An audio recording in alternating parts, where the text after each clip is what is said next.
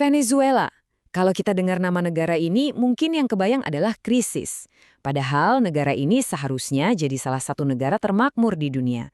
Nah, kali ini kita akan coba bedah bareng-bareng salah satu misteri ekonomi modern yang paling tragis. Oke, kita langsung aja ke pertanyaan utamanya. Yang sebenarnya simple, tapi bikin bingung banget. Gimana ceritanya negara yang literally duduk di atas lautan emas hitam malah tenggelam dalam lautan kemiskinan? Ini nih paradoks yang mau kita pecahin.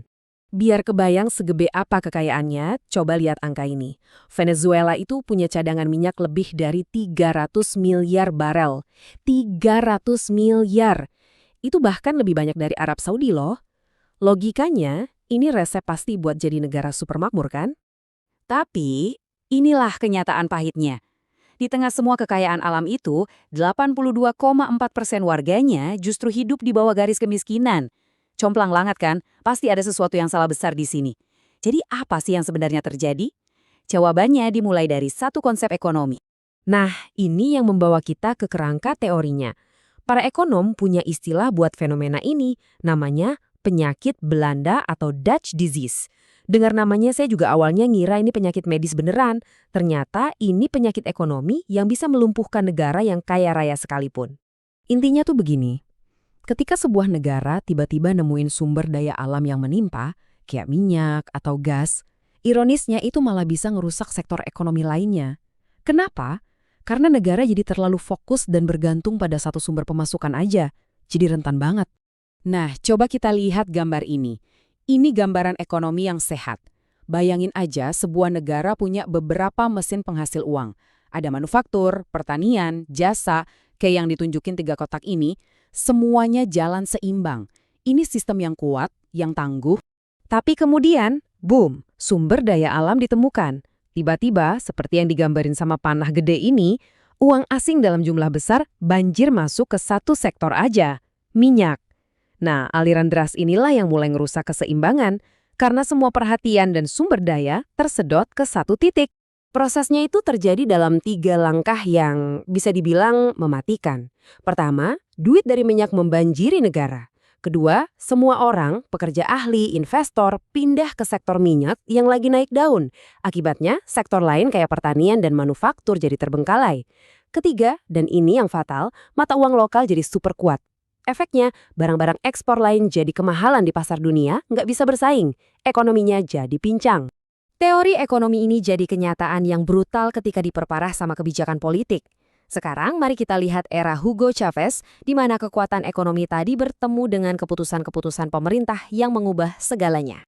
Sejarahnya panjang, tapi ada beberapa momen kunci. Penemuan minyak tahun 1922, terus nasionalisasi di tahun 1976 yang melahirkan raksasa minyak negara, PDVSA, dan terpilihnya Chavez di tahun 1998. Tapi, mungkin titik balik yang paling krusial itu terjadi di tahun 2002. Coba bayangin, lebih dari 19.000 ahli dipecah dari jantung ekonomi negara. Dan mereka digantiin bukan karena keahlian, tapi karena loyalitas politik. Ini benar-benar pukulan telak buat kompetensi perusahaan. Kebijakan-kebijakannya benar-benar drastis. Lebih dari 1.000 perusahaan swasta diambil alih sama negara. Kontrol harga yang super ketat diberlakukan, yang ironisnya malah bikin produksi lokal mati.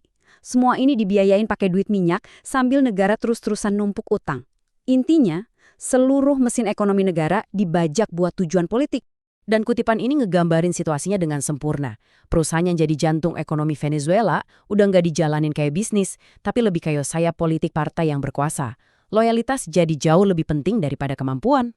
Nah, dengan fondasi yang serapuh ini, ekonomi yang cuma berdiri di atas satu pilar yang dipolitisasi, bencana itu cuma tinggal nunggu waktu aja.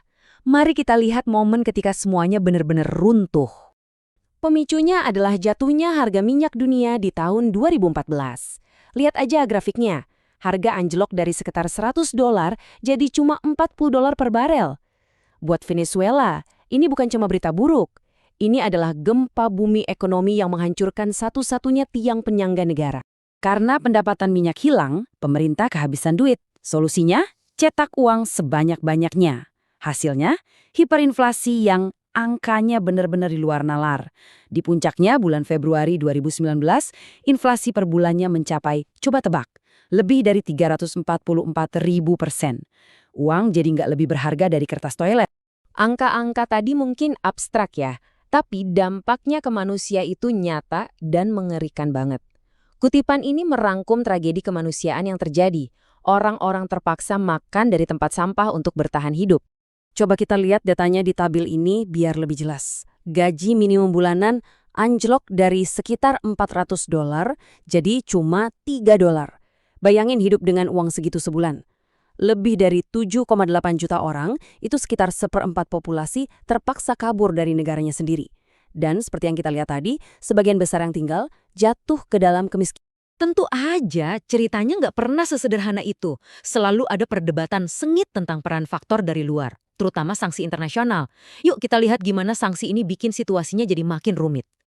Jadi ada dua kubu nih dalam perdebatannya. Di satu sisi banyak yang bilang krisis ini udah mulai jauh sebelum sanksi-sanksi besar dijatuhkan. Penyebabnya ya salah urus, korupsi, dan hancurnya industri minyak itu sendiri. Tapi di sisi lain, nggak bisa dipungkiri juga kalau sanksi itu memperparah keadaan. Sanksi memutus akses Venezuela ke pasar keuangan dan bikin mereka susah impor barang-barang penting. Kita di sini nggak memihak ya, tapi penting buat ngerti kedua argumen ini. Dan kita nggak bisa ngelupain soal korupsi. Ratusan miliar dolar cukup buat bangun ulang negara ini berkali-kali, diperkirakan hilang lewat berbagai cara, dari markup kontrak sampai pencucian uang. Uang yang seharusnya buat rakyat, nguap entah kemana, dan ini mempercepat kehancuran. Jadi, apa pelajaran besar dari semua ini? Kisah Venezuela ini sebenarnya membawa kita kembali ke sebuah tema yang lebih luas dan universal dalam ilmu ekonomi. Fenomena ini dikenal sebagai kutukan sumber daya atau paradoks kelimpahan. Idenya adalah kekayaan alam yang melimpah itu bukannya jadi berkah, seringkali malah jadi kutukan. Kenapa? Karena itu bisa memicu korupsi, melemahkan institusi, dan bikin ekonomi jadi nggak beragam.